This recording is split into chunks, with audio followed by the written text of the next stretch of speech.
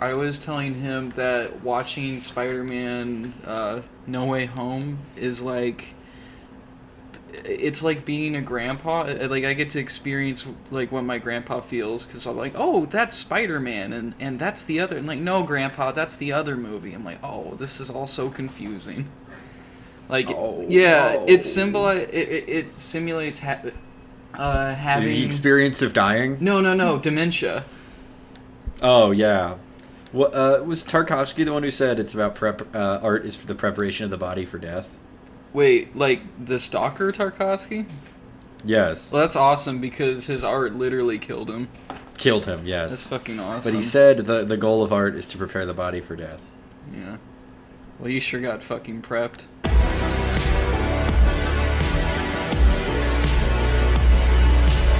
This is like a script. It's not a game script. It's a script. Fuck the Oscars, you know? Fuck the Oscars! Fuck you! Because the most subtle nuances of emotions could be seen on screen. With the PlayStation 4, games have now finally reached that stage. Now, this is the Citizen Kane podcast where we dig up Roger Ebert's corpse. I thought it was weird that last time you gave me shit for trying to kill him because he's clearly already dead. We dig up his corpse and strap him to the Clockwork Orange chair and we wrestle his dead eyelids open and force him to play Bioshock Infinite.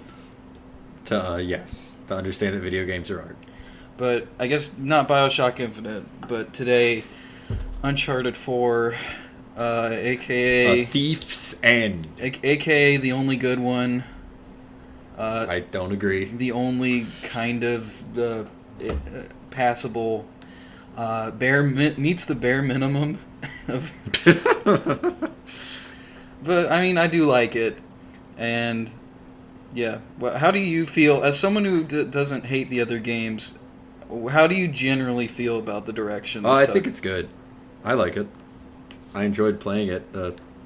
Is it the best? Probably. But it's also not the one I've replayed the most. Which is the one you replayed the most? I think 3. 3? That's the one I've You replayed want the to do most, that yeah. fucking desert walking over and over again? Or no, I think I've replayed them all an equal number of times. That's The first 3 at least. That's lame and you suck. Okay. But, I mean, you know, after seeing the new Spider-Man movie, video games are better than film. Yeah, that's proven to me that actually... They're taking the fucking lead here. Yeah, video games have edged out movies as far as being worthwhile. I'll take any pretentious Neil Cuckman fucking shit over... No, don't rant about Spider-Man. Okay. All right. What should... We shouldn't talk about Spider-Man. What should we talk about? We should talk about what makes this game different from the first 3. The first thing... the first... Go ahead. First thing we should discuss is that the original creator and head writer and director of all 3 of the first games, Anna Hennig, is not involved, at least directly, in the 4th game. Good riddance. Good riddance. Okay. I'm sorry you hate women. It's fuck. Instead, she was replaced with Neil Druckmann, or as we call him, Neil Cuckman. Yeah, after The Last of Us. Who had just made the Citizen Kane, the Citizen Kane of gaming, The Last of Us. Well, and was now the IGN review calls it's this fucking asshole who's like a idiot libertarian who doesn't work at IGN anymore. Like, his Twitter handle is no taxation, and he called it gaming's the road, which I suppose that's true because it's it's post-apocalyptic and it's about a kid and an old guy who has a revolver. It's a little more apt, you know. I mean, it is probably directly influenced by the road, so that makes sense. Yeah, and so I remember when they first show the box art for Uncharted 4, and you know, this is already after The Last of Us. People were saying it's like, this shit's gonna be dark as fuck. And it is, like, more serious, but it's not fucking dark. It is not Last of Us 2. It's not Last of Us Part 2, the cuckening. the player character kills no pregnant women Oh shit. in Uncharted 4, unlike Last of Us 2. He should have. He should have. All right. So what makes this one different? Several reviews at the time do make note of the differences, like the mainstream reviews. IGN said it achieves maturity, and also the reason I like it better is the combat is just 100% better. Yes, and it's so Druckmann became Naughty Dog's golden boy by making Last of Us and getting like the greatest reviews ever. Yes. And then after Hennig leaves, he takes over. But the combat here, because The Last of Us has an almost like pseudo. What game am I thinking of? Resident Evil style. Well, just like every game Combat. is like a pseudo Yes. Resident. Every third-person game afterwards is like Yes, Resident yes. Evil 4. Yes, but this one, the combat does feel a bit more. I don't know what I'm trying to say. Let me lay some shit down for you because I've spent a lot of time. I spent a lot of time thinking about this because I was like, wait, why am I having fun with this one? And the reason why is you have essentially combat arenas instead of like a string of levels, and they get you to move. And they do that because you can't throw grenades back like you could in Uncharted 3. Cover more often disintegrates. Enemies are better at flanking you. There's just more shit to do with like the grappling hook. You're more likely to be like climbing while shooting, which is cool. And the stealth will put you behind enemy lines, so you have more of a scramble. So it's way less of a cover shooter and encourages a lot more movement. And I think that's pretty much the key to it, and that there's just less of it to start with. Yeah, because so Druckmann comes in, and he, to end the series, which he is, I believe, had not been involved in previously. Yeah. And the way he does it, I think we should talk about the plot, I guess. Well, yeah. Because the way he does it is by doing Dark Knight Returns. You mean, wait, what the fuck is No, the... I don't. All right, I'm not some Frank fucking Miller. nerd who reads comic books. Explain. The Dark Knight Returns is the story of Batman 20 years after his prime, who's old and beat up, and he goes back for one last mission in a new, darker Gotham City. That doesn't sound like Uncharted 4. Yes, it is, because it's all about getting old. The hero has been in retirement for a certain period of time, and he's become dissatisfied with it. And something happens to drag him back in for one last adventure. Does someone want him not to do that in the comic book? Huh? No, it's the basic setup is like Okay. The Dark Knight Returns. So... The people who don't want him to do that are the cops in the comic. But like, the basic setup of how do we end this hero story? We have him retire for a little bit, get older, and we make a story about him being older and going back in for one last job. It is interesting. Like, I think it's cool just on the face of it because I can't think of like another adventure series like Indiana Jones. Like Kingdom of the Crystal Skull was just another Indiana Jones movie, except it ended with a wedding. It didn't get like a little bit more darker with people telling him, you gotta fucking quit this. You're gonna ruin your life. So like it's interesting. You see that like general trope, but specifically to like swashbuckling adventure man. I guess, but I've seen it done so many times to superheroes. Oh, Nathan Drake he's got the superpower of That's what I mean. upper body strength. Yeah, but it's a very standard trope for superheroes, and that's immediately what I thought of when I played it. Okay. And that is that this is Dark Knight Returns or Spider-Man Reign, the one where Spider-Man gives Mary Jane cancer by having sex with her. I'm not gonna even touch that. Don't. Yeah. But this is that. This is the hero who's older, who's maybe slightly over the hill, and who's going in for one last job. Do you think it works? Do you think like this game has a fucking theme? It's got a thematic core, an emotional core. Like, does it fucking work? Like we said in the first episode, it's basically taking the same theme that Uncharted 3 tried to have. Right. Which is like, you doing this and you being so obsessed with getting the treasure, it has consequences for people you care about. It is kind of a redo, but everything hits harder because he is out. It is a more finished version of what Uncharted 3 was trying to be. Thematically, narratively. Yeah, and it goes... I mean, I do appreciate that it goes in. Like, you have your hook with him on the boat. Like, that's how the game starts. But then from there on... Yeah, like Uncharted 2. How do you feel about purposefully boring gameplay where you can kind of hear... you can hear Neil Druckmann basically say that's the point. How do you feel about that? Yes, because it's the point. Because he's bored. He's not having adventures anymore. He's married. He has a house. He works as a wreck diver. Yeah, his small thrill seeking. Yes. And, of course, you have that sequence where the first actual quote-unquote gunplay in the game is you picking up a Nerf gun.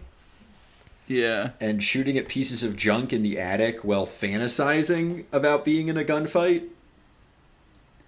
I like, this, when I first played this, I, of course, was still, like, on complete Uncharted hatred bandwagon.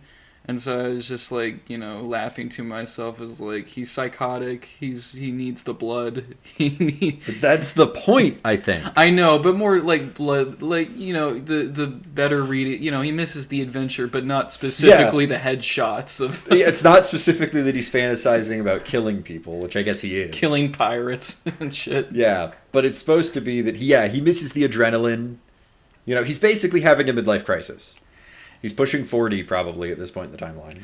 Yeah, and he's having a midlife crisis. This is kind of where I think you get a gamer divide, I suppose, where you have people who they're all for this. They'll watch the long ass cutscenes, and then you have people that it's like, what the fuck? Just get me on to I want to fucking shoot some things.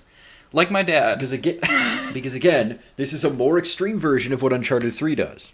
Yeah, which takes a long-ass time to give you a gun. Right, you have the fist fight, and then you have a flashback to when you're a child and don't have any guns, obviously. But it's so much more extreme, because it's home. And then that, I think it works, because, it is supposed to be... And I really like... There's a great moment when they're talking about the Malaysia job. That his boss has this riskier Malaysia job that he doesn't have the permits for. And Elena's actually like, oh, maybe you could do that. And he's like, no, I'm going to do it by the book. And I like that. Right. It's a really relatable dynamic being in a relationship where it's like, no, I'm going to prove to my significant other how totally not interested I am in the thing I want the most by outwardly denouncing it. He's overcompensating for the fact he secretly wants the adventure by refusing to do anything risky. And then which is a good dynamic. Yeah. I do agree with that. And then they jerk off by playing Crash Bandicoot. Yes, they do it. This is a prelude to Last of Us 2 where they have a joke about Crash Bandicoot porn. And they also reference Hotline Miami. Well, they don't just play Crash Bandicoot, you play Crash Bandicoot. Yeah. I like the idea that is a minigame. I like the idea that Drake is that he doesn't know a retro gamer. No, that's it's his wife game. He says it's like your TV video game. I liked him at Drake's the ultimate Chad. He doesn't know what a podcast is. He still has a flip phone. He's fucking away from all this modern life shit, and he saturate dives. He does saturation diving. He's been, as we learn in this game, basically a hermit since he was 10. Yeah. Not a hermit, a vagabond. Like, he's been wandering the world looking for treasure since he was 10 years old. So it makes sense that he never played video games. Yeah, it's all that's the fantasy. The fantasy of video games now is to be a person who is too cool for them. Who doesn't need to play video games? Yeah, what the fuck is it? But then that fantasy ends with you being a sad dad and shooting toy guns. Yeah, and man, I would have loved if they leaned even harder and he's just like bullying. He's like, what is this fucking nerd shit? Yeah. Get this out of my face. But speaking of Nathan's backstory, right, that takes us to the biggest thing, the thing that drives the game's plot and is the most like interesting and maybe doesn't work, which is this game introduces a huge retcon that is specifically to Uncharted 3.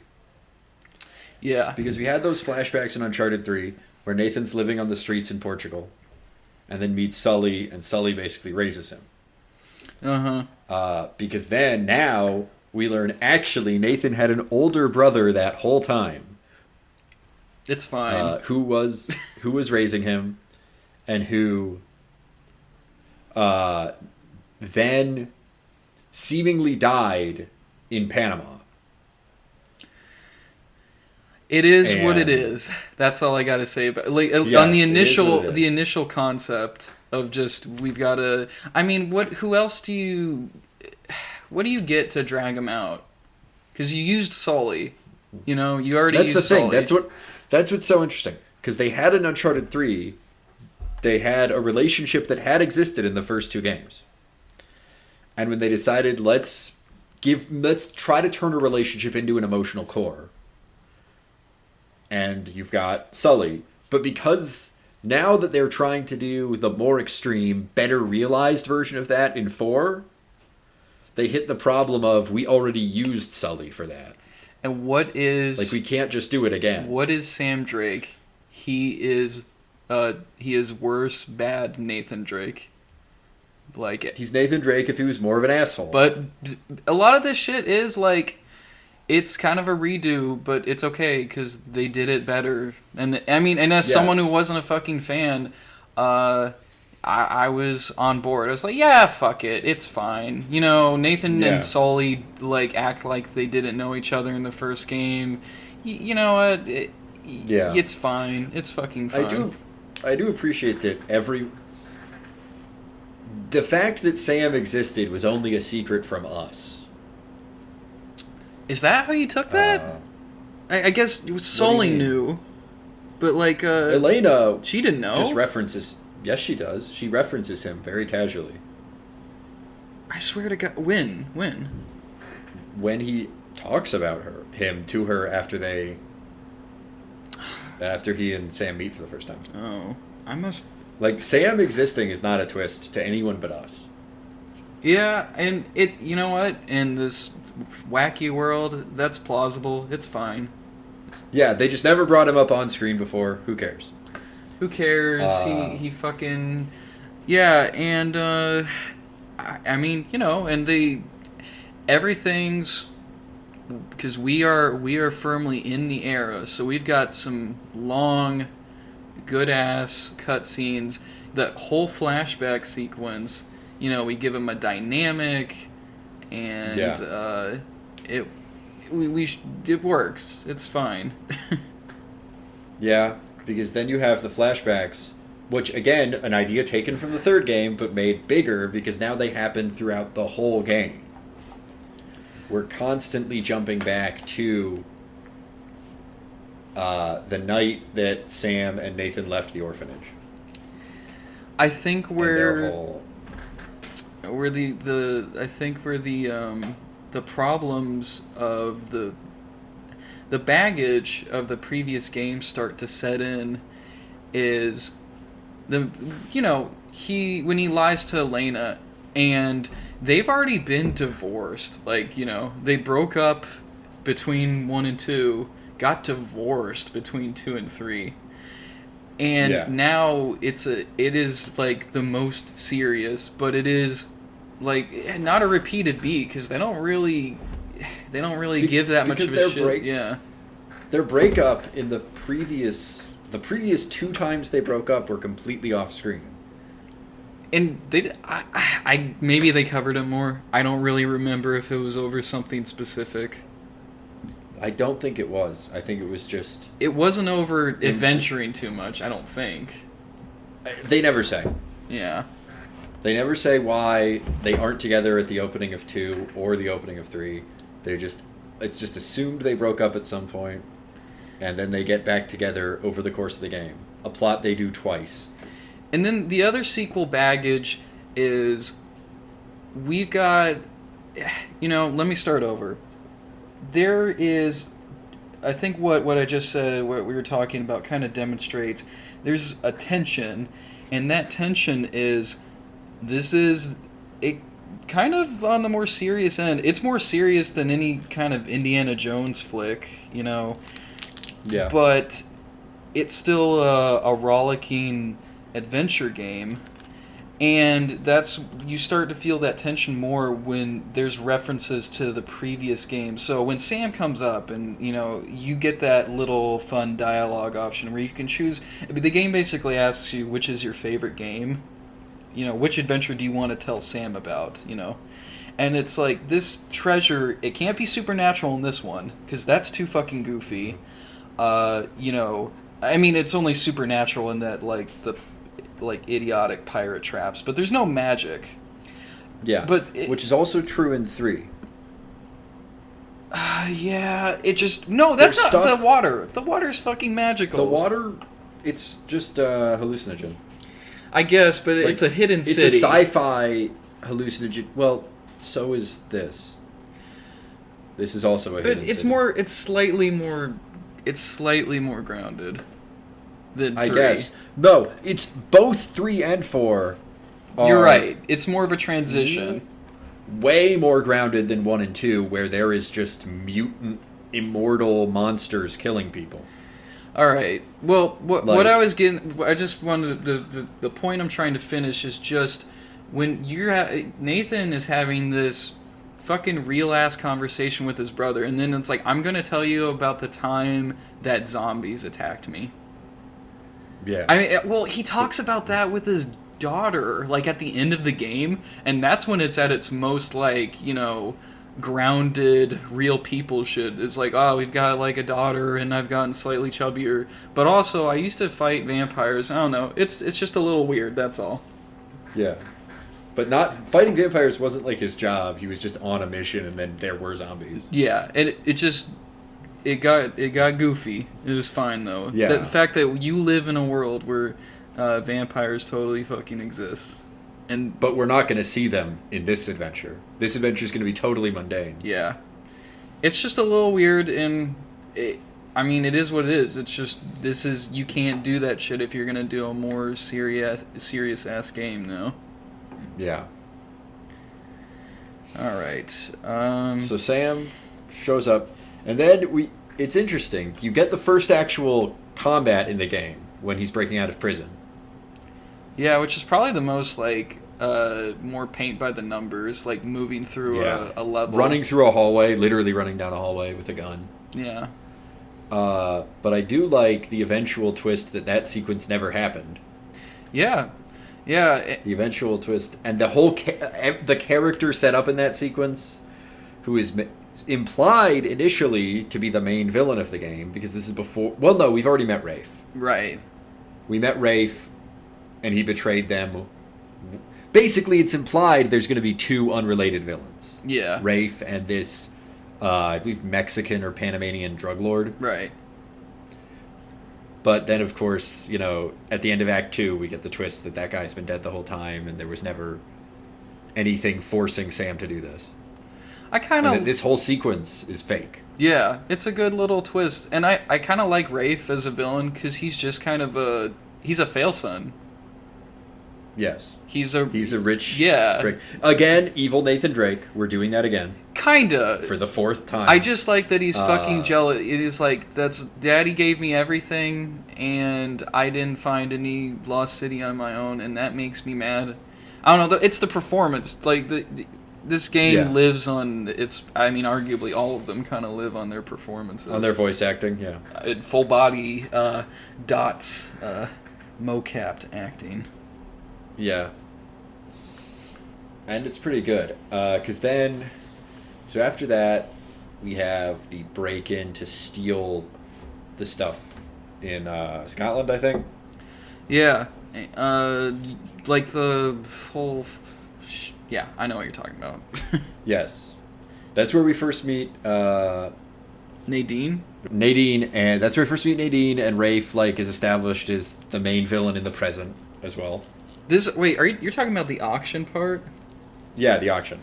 Yeah, and this is still... Is that the end of it? Like, is that the first big gunfight at the That's the first one that's real. That's not revealed to be fake, yes. Well, I guess there's the very beginning of the game. But again, you get, like, long-ass breaks in between. Yeah, but you don't have a gun in that sequence. Yeah. No. When I'm you're talking about jumping the around. boat sequence. Yeah, there's no gunplay in that sequence. No, there's a little bit of Is there? gunplay in media. It doesn't even matter, though. It's so short, you know? Yeah. It's just to say, don't worry, you will shoot people. There will be action. Yeah. But anyway, so what was I saying? We're talking about the auction. Yeah. You meet Nadine for the first time. You meet Rafe again in the present. Yeah, a better thing that this game does is, like in the later sections, is cutting to the villains. And the villains have their own little arcs, too. It's pretty good Yeah. stuff. Yeah. And Sully's souling it up. It's good. Sully looks even older. Yeah. There's like a thing where people thought that, like, Nathan Drake was a lot older in this game. It was like, well, actually, it's just he just has more... Because you could see in the flashback, it's like he just has more features now, which makes him look... Yeah, he has more... He's not fucking They can make 15 him- years older, like... No, he's like 8 or something years older. Yeah. But they can just put pores and wrinkles and things on his face because they can do that now and they couldn't in the previous games. So the other big... though you have, that whole sequence where shit goes wild in the auction and there's fighting and it has the combat, like I said, that's better. Something goofy that the GameSpot review at the time said is that the stealth fits an older Nathan Drake because he's softer and doesn't kill as many people and it's symbiotic with the story. So they're completely wrong about that. This is one of the things where it completely fails to be more serious / mature. Yeah. Which is Nathan Drake never gets a regard for human life Until he ever. does. Until he suddenly does. These guys about the don't. names These of guys them. don't murder in cold blood. Rafe. That quote Rafe. Yes, but they do murder all. They do start gunfights that end with them murdering people. I think, as far as I think someone was thinking a little too hard about that. Yeah, because that is one of the weirder things about this game is that he's still technically probably meets the technical definition of the phrase mass murderer. You can sneak past, like, there are a few more options where you can kind of stealth through and not kill everybody, but it doesn't matter. I think a small change that I would do is some of the stealth takedowns, like behind a wall, is you like slam a dude, against like a wall and he's down. But if you attack a guy out in the open, he fucking snaps their neck and it makes this like awful sound and it's like that's a bit much for your T-rated. I don't know. Like it's not like The Last of Us where you can hear like the gasps of air, but it's like As the blood shoots out, yeah. Yeah, but just It's not seeing Nathan Drake go up behind someone and just instantly snap their neck, and it's like that feels like he should punch them. That's all I'm saying. Yeah, he should knock them out. Punching is cool. Snapping someone's neck is like some fucking Call of Duty ass stealth mission. Operator shit. Yeah, it's an operator thing. Which is like, that's the whole problem I had with the other ones, is like, he is too much of a soldier. It's like a small thing, but like, Jesus Christ. Yeah, Indiana Jones didn't kill this many people, and they were the fucking Nazis. Yeah, and the most horrific deaths were their own doing, like not paying attention to a airplane propeller. Yeah. Yeah, and Indiana Jones did not shove the big guy into the airplane propeller and then make a joke about it. Indiana Jones did not do the John Wick, like, stab someone in the neck and hold his hand over his mouth, stealth kill, like like Nathan Drake does. He doesn't do that, but I could picture that. Like, essentially, yeah. Yeah. All right, so we're talking about combat, but this game is, it's still got the fucking climbing. And a lot more of it. Tons of it. A lot more of it. And they add some new dynamics to it, like the rope. Grappling hook. Grappling hook, yeah. And then the ropes. And the pick. Yeah, the soft sections of wall that you have to stab rock. into. Yeah. Yeah, where there's soft sections and you have to stab into the wall. I think that's stolen from Tomb Raider, but I guess we'll have to play that to find out. Yes, but that is something they add to the platforming, climbing mechanics. And I gotta say, thank God, it's not a whole lot, but it's something. Yeah, it makes it a bit more dynamic, what you can do. Because in the first game, a lot of it was just pointing up. Like pointing the joystick up and then pressing X. And that's still a lot of this game. Actually, you don't even have to press X, because he just, he just moves his hand smoothly to the rock. Yeah. Which is that's the point, is you don't get anything interesting with this climbing, but you can see him move his individual hand onto a handhold, and that's what you're here for. And that's why some people, fucking hate these games in a stronger way than I do, where they're like, these aren't even video games, plebs. Yeah, but so they do try to liven up the platforming a bit. Yeah, I would. So another well-regarded game reviewer, Donkey, who likes these games a lot, he said Uncharted is a fake platformer, essentially. Like it's imitating platforming, but without the challenge. Without the fear, of falling off somewhere. And it's it's kind of hard to argue. And I guess I'd say it's it is boring, but I want that, that 70% boring, so it makes the gunfights exciting. Because I would rather have climbing be boring than gunfighting be boring, which is how... That's true. I never felt the gunfights were boring in this game. And maybe this makes me a fucking idiot who just wants to see shiny things, but you're climbing through some pretty gorgeous environments in this game. Oh yeah, and that's the appeal, and it's... I guess I would just say it's that's why these games work, and I'll play through it and I'll like it, but I have a hard time. This style of game could never be something I truly love deep down in my heart. It doesn't have that uniqueness, Mm-hmm. It doesn't have something that really grabs me. And also, it's painless, and sometimes, what am I trying to say? Like a sour note in a jazz chord. You need a little pain to make the good bits shine more. It's never frustrating. And it's designed to never be frustrating. It's designed to be fun. Although I did fucking die quite a few times when I was replaying a couple sections on normal difficulty, which I'd take away my gamer card, I guess. Yeah. Gotta get out of here. I can't keep doing this show. You gotta get good at Uncharted. Get good at Uncharted 4. I don't know how you get good, because on the higher difficulties, I'm pretty sure some, set pieces kind of break, because it's you're just running out here in the open. There's no choices to be made. You just have to take... And you just die inevitably. Yeah. I mean, I think they change, when you have the big convoy chase, I think you can take more damage, but it's than you can in normal gameplay? Yeah. And I could see how, a purist of a formalist or some sort would just like fucking hate that in a video game.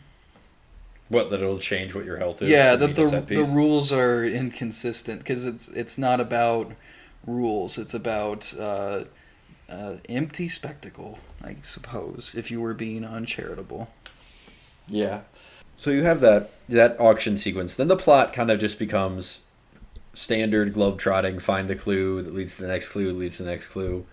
And then eventually about, would you say it's halfway through the game when you get stranded on the island?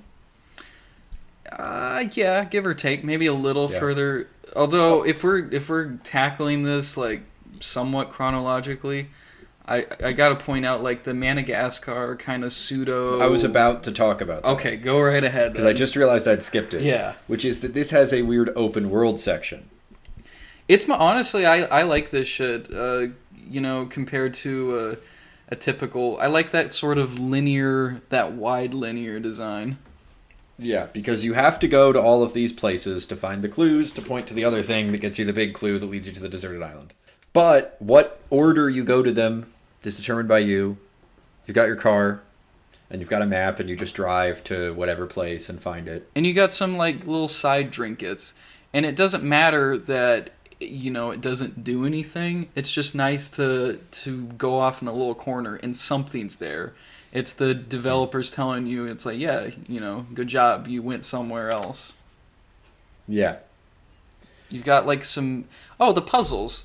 The puzzles just they test you just a little bit more than the other but games. never enough to be truly frustrating or challenging in that way. I'm sorry, if you had to look up a guide for the puzzles, you need to you need to sleep better. You need to get some more sleep. Yeah, probably. Because I mean, there's always like Nathan has already written down something that basically solves the puzzle for you. Yeah, not to the extent of like the first game though. Not as bad as like opening the diary and it being like, here's what you need to do. Yeah, I like the puzzle with where you move around like the square little tablets or whatever. You guys see which ones match. It's like the puzzle right before the convoy sequence.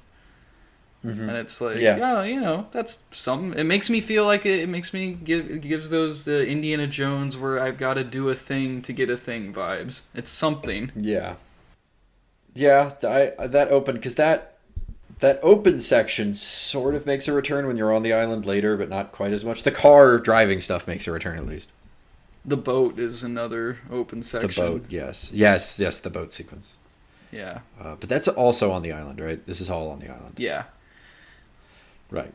Well, you get past Madagascar, you have the pretty fucking awesome convoy sequence. Yes. There's a YouTuber named just Hero, and he did a great breakdown of all of like Uncharted's convoy sections and basically talked about why 4's was the best because it kind of gives you the most freedom. Jump car to car, drive, be on the back of a car, motorcycle. It's pretty. Yeah. It's good stuff, and it's great because maximum awesome shit. And then where does it go? It takes you right down to the fucking serious drama because oh no, the wife found out. Yep, and she's mad, and then you're going to the island. Then you're going to the man. This is something I think about in movies and games and stuff, where it's like, if this were real, that relationship's dead. Like, you can't recover from that mistrust. I'm just saying. Yeah, but it's an adventure game. It's fine. Not an adventure game. It's an adventure story. And so it's whatever. And then you go to the island, and this is part of, I think, an attempt to make a bookend with the first game. How so? Because even though it takes a lot longer to get there, the rest of the action is going to be on Deserted Island. I didn't even think about that, and that's pretty good. Yeah, I think that is... It has more of the...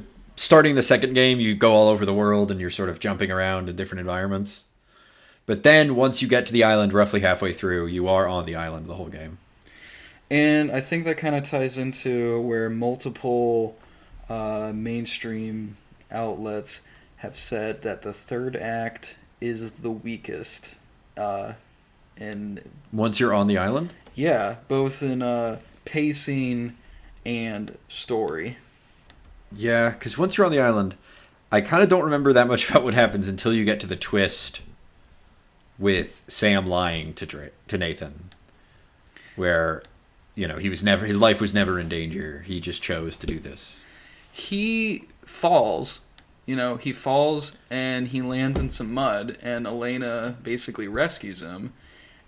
Yeah. And you play with Elena. And like you said, I didn't notice this. It's clever. It's him and Elena back on an island. Back on the desert island, because they think their companion has betrayed them, just like they think in first game that Sully betrayed them. Yeah, and there's some good shit.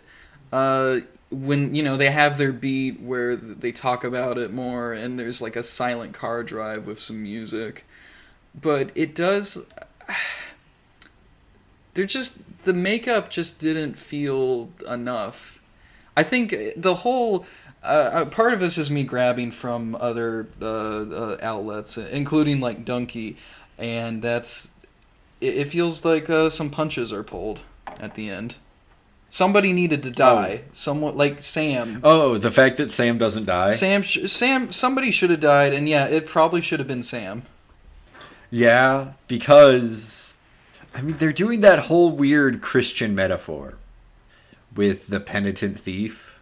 Right. This game has motherfucking themes, and the reveal that all the pirates betrayed each other, and the last two pirates dueled and killed each other, and now Rafe and Nathan are gonna duel just like that. Yeah, they literally have the two pirates with swords in them that they grab. Yeah, they out. literally take the swords they used to kill each other to fight.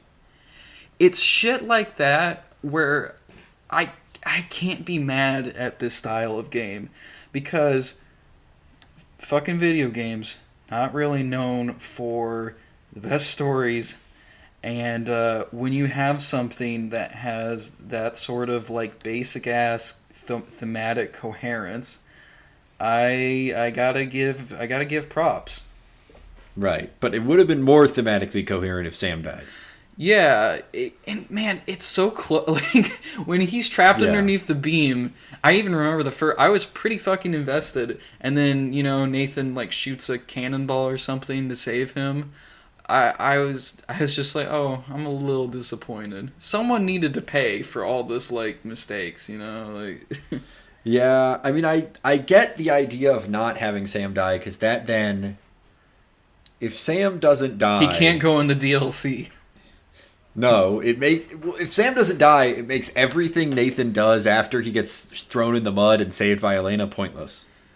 I guess, but because his whole goal was to save Sam, and you can do that. You can have a story where the main character's efforts come to nothing, and everything he did was pointless, and he just loses what he wanted to gain.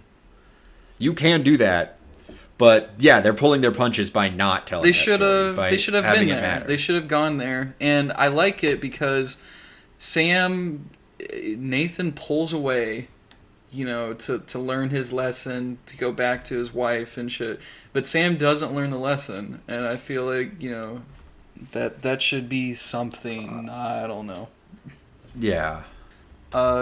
Nadine learns a lesson, and Nadine becomes, or I don't know if she learns a lesson or she just concludes this shit's fucked. She basically says the lesson that we're supposed to have already know, which is that everyone who's going after the treasure is an idiot. And she totally selfishly just says, I'm not doing this anymore. This is stupid, and leaves. I suppose this is like, this kind of ties into... There's probably a ton of shit that has these... Like Treasure Island, for one thing. Which is an obvious reference this game is making. And it's good shit. And, here's the most minor fucking gripe I could ever come up with in my life. Well, first of all, how do you feel about the quote-unquote final boss, like the sword fight, with like a quick time event. It's kind of annoying. It's better than 3, I guess. It is better than the final fight in 3, but it's kind of annoying and kind of hilarious that it just gets reused completely in Last of Us Part 2. Oh shit, I completely forgot about that. They completely Druckmann completely reuses that for the final fist fight with Abby. I suppose, though, in Last of Us Part 2. That at least Last of Us builds on that you have a dodge button, and you have been dodging and punching people. Yes. But whereas in this one, it's just parry right, parry left, and then after you've successfully parried, swing. Probably the best boss fight from just like a game design standpoint is 2. Oh, the final fight with... well, that's because they found an excuse to just fight a big dude who takes a lot of bullets. Yeah, and you have to shoot the blue stuff. The sacks. You have to shoot the blue sacks. And if you have to shoot the blue balls. Yes, you have to shoot the big blue balls. And the swollen blue balls. If I want... here's me being super charitable. The power that Lazarovich wants is literally killing him. You're welcome, Naughty Dog. Shut up. Wait, I gotta talk about my fucking gripe, which is when they're doing a sword fight, Nathan, he holds the sword like it's a dagger. He puts like his left side out in front of him, and not the sword part out from. As a person who used to fence, and they say, Nathan, your fencing is shit. Rafe says that, and it's like, he should at least know you keep the sharp end closer to your enemy. That you point it away from you and point it at your opponent. Yeah, that's all I'm gonna say. Most petty fucking gripe I can come up with. Yeah, but I mean, they probably knew that, because I think Rafe doesn't do that. Yeah, still, are you fucking... Like, I think that's the point, is that Rafe is, like, a rich guy who probably took fencing. Yeah, well, I don't fucking care. Isn't. Well, rich guy who took... You don't need to be rich to take fencing. I took fencing at this... But Nathan was homeless. Nathan fucking should have some... He's taken too many blows to the head, so he can't, like, have some basic-ass logic of whole pointy end. He knows guns. He doesn't know swords. All right. Yeah, that's probably the point. Oh, fuck off. I don't care. It's not a good point. Oh, it's the point of this... never mind. Well, he wins, so fuck off. Yeah, he kills him. Well, he wins because... But he wins by cheating. He wins by cheating, by cutting the rope and crushing him. Yeah, he does... Oh, literally killing him. By crushing him with the symbolism. And he says it. He says, you want your treasure? Here it is. And he crushes him with symbolism. I ain't even mad. It's good stuff. Like, it's the symbolism. It's death by symbolism. When he's crushed under the weight of the gold he wanted. When so many games try and can't get the most basic elements right, it feels really good to have, your setups and payoffs and themes. Yeah. And that is funny. This ties back into, like, this is prestige gaming, and it is at the same time also, like, the bare minimum. Because if this was a movie, we wouldn't praise any of that. No, you would, because movies are garbage more than they ever have been. I guess. Now, yeah, okay, hang on. You wouldn't praise it if it came out in the 80s. Like... Yeah, okay. If this was an Indiana Jones adventure movie that came out in that era, I would probably see it as inferior to Indiana Jones. When it's living up to the standards of, like, The Blob. Like, I have not seen The Blob, but I'll take your word for it. It's got its fucking setups and payoffs, Yeah, yes. Basic coherency in writing. Basic coherency with pretty-ass graphics and polished fucking gameplay. Yep. And overall, it works. Wait, we have to talk about the ending. The ending. Talk about the true ending, where Nathan, 14 years later, where Nathan has a kid. Because at one hand, I'm stealing this from Yahtzee, because I remember watching Yahtzee's review of this before it came out. I kind of respect the balls on being like, no, Nathan retired. Oh, God bless. Like, He had no more adventures. Here's 14 years later showing this was his last one. Yeah. Like, there's no room to say he also did other stuff later. Mad respect. Just mad respect. Yeah, he has a kid.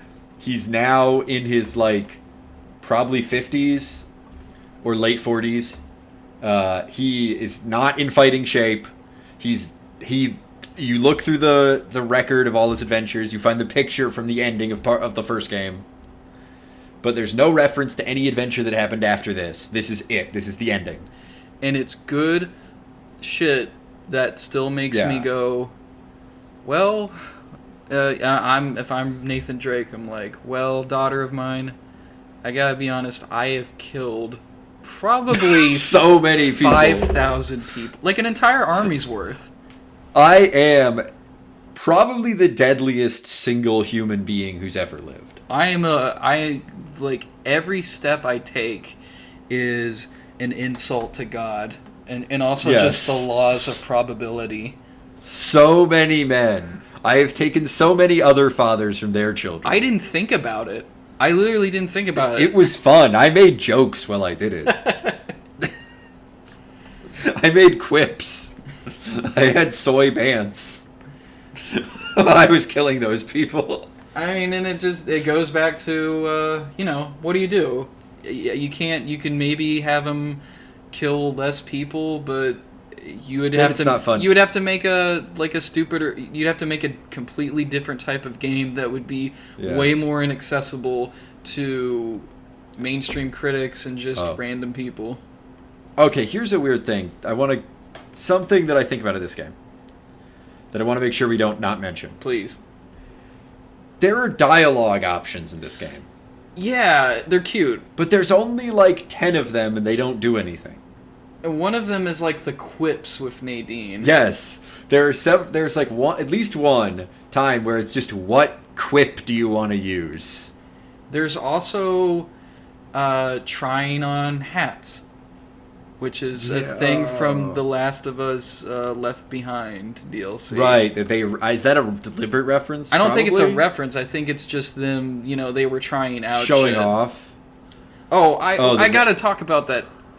That's probably the worst sequence when they're going through their mom's old shit, honestly. Oh, yeah, that stuff. Right, I forgot to talk about that. So, that's like the climax of the flashback storyline. Yeah.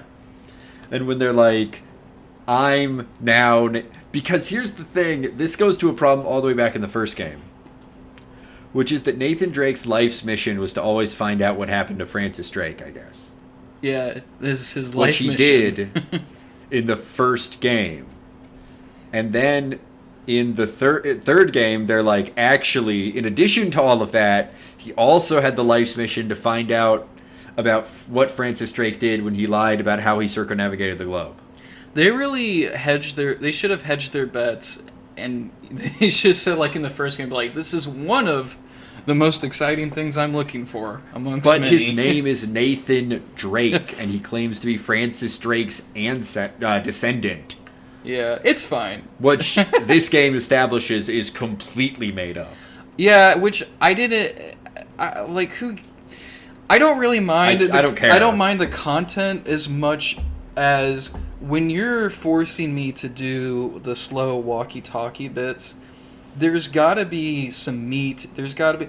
I don't mind this... this is like the core of Life is Strange. And I don't mind it there. I don't mind it any sort of adventure game. But there's not really a whole lot there that's interesting, and that makes me want to go. It's like, all right, let me just fucking kill people. I'm not interested. That's because Life is Strange or Gone Home don't have anything else. Like, if you don't like the walkie-talkie character development stuff in those games, you drop the game. Yeah, that's true. Because there's nothing else you're waiting to get to. That is what the game is. That's true. But I'm also just saying, Left Behind did it. I mean, there are several parts of The Last of Us that did more walkie-talkie bits where you're just looking around and stuff, and I did not find it nearly as Well, shit. I found Last of Us 2 pretty boring, but that's a fucking can of worms. Well, that's its own episode. That's do it now. That's a whole fucking. Okay, so but I do want to talk about, like, we talked about how Last of Us 2 is. That's when people kind of start to turn on it. It's mixed in with like general like fanboy crying with like the leaks, but this and like Red Dead 2, people start to be like, okay, this is too fucking slow. Yes. This is like, I don't care about all this detail, and the fact that you can see specific animal skinning animations. And I think there's a little bit of start to that here with some of the complaints of the third act. Yeah. When I think around the third act, people were starting to finally go, like, this is too much boring-ass climbing. There needs to be like some more excitement. And you do get to the excitement, but it makes you go through some shit first. Yeah. It's kind of I mean, this came out after The Last of Us, and it generally received positive reception, and I feel like it's a little bit of well, you can't say the beginning of the end, but at least it's the start, the little hints of a turning point. Yeah, definitely. And yeah, just the whole backstory retcon stuff, I don't know how well it works in terms of like with his mom. What was his mom again? I can't even remember. His mom was like an archaeologist who was researching about pirates. Yeah, and that's where they get the idea to claim that they're whatever. Do they even say? I think they do say what their real last name was. I don't remember. It's like, I don't give a shit about his fucking mom. No, I don't. And this old lady who has a heart attack. Oh, I don't know. Morgan, which I guess is their real, or whatever their dad's last name was, but I guess his real last name is Morgan. But the decision to like, yeah, all the stuff with the mom and the old lady who was the mom's mentor, I guess. This game is 15 hours long. And yes. Yeah, I think it's too long, but it's not. Yeah, they could have cut that stuff. I mean, this is how you get to Last of Us Part 2 being like 20 hours. Yep. And I think that you could have cut some shit and had like a leaner. And the negative responses to this game, you have people who, like, basically there's this one video that I remember watching at the time that had about like 100,000 views, but had like the sentiment of, it's not a game, and for the reasons I talked about. There's Joseph Anderson, who I'll always bring up because his long-ass videos where it's like, there's no creativity allowed, if you break the sequence, the game will just kill you.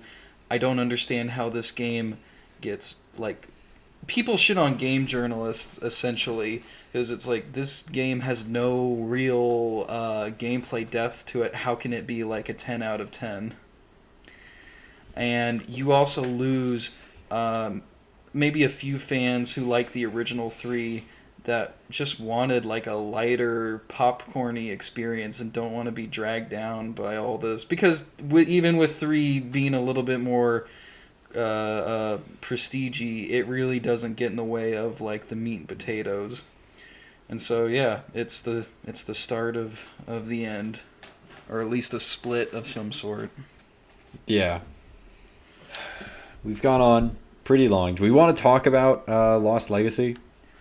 Oh, just I like the even more open world type shit in it. I think that's all good. I like that you made another Uncharted game without Nathan Drake, and it was just fine. Yeah. The only thing Nathan Drake was never a great character, so it totally works. Yeah, you have Sam without in there. him. Yeah. You have Sam making a weird cameo, and like hanging out for the last third of the story. It's interesting that again you have like I did not revisit this game. Chloe had something with her dad And I Yes, remember yes. it's like it all just works fine. And that's like an 8-hour game, and that's like, or a 7-hour game, and that's 6, like 7, the yeah. length of the original Uncharted. Yeah, and you don't have. It does manage to try to tell a story about a character who has an arc, Yeah, it has that But- coherence. but without the really boring walkie-talkie scenes. Yeah, I guess they kind of squeeze that into the open world stuff. I can't remember. Yeah. But you're doing stuff while doing that. Like, there's nothing on the level of the exploring the mansion in the flashback in Uncharted 4 that you were just talking about, where it's super boring. I personally like it better than the first 3 because it's Uncharted 4.5. So, I mean, yeah, go it's the figures. same basic gameplay template, just with a new story. Have you played Hellblade or at least heard of it? No, I've never heard of that. So, I'm going to make you play it at some point, but it's an indie game that, while not like AAA polish, it's beautiful, and it's $30. You know, that's what it launched at, and it's 6 hours. And it's like, that's what I would prefer these types of experiences to be. Not like... Oh, what, less... just less overall. less bloated? Yeah, you know, I said a whole bunch of fucking shit. Uncharted 4 is a little bit bloated. That's all I needed to say. Yeah, you bloated this episode. Fuck, you're right. I bloated with my... You made this episode... This episode is a boring walkie-talkie sequence. Yeah, blabbering fucking nonsense. Yeah. Idiot. You fucked everything up. I know. I should kill myself. Yeah. I should fucking get in a gunfight with Nathan Drake, and he can go back into stealth and snap my neck and make a quip about it. There's one last... Oh, the last point was Lost Legacy still has, even though it's less bloated, its third act is still too fucking slow, in my opinion. Yeah, I agree. Like, once the third act hits, no more fucking crate pushing. Yeah. That's all I gotta say. It also weirdly does Uncharted 2, where it's like an evil warlord who wants to do with very vague politics. Was there anything supernatural in that game? Nope. What did he want? I can't even remember. He wanted to find the city so he could... the ending is literally him trying to drive a train with a nuke on it into a city. Oh, yeah, the train. And they, like Uncharted 2, they do a train thing. The train sequence, which is basically almost exactly like this train sequence in Uncharted 2. Yeah. But, yeah, there's nothing supernatural in that game either. Is there anything else you would like to say about either of these games? No. Well, Fuck movies. it's better than Spider-Man. It's better than Spider-Man No Way Home. Yeah, it's better than Spider-Man.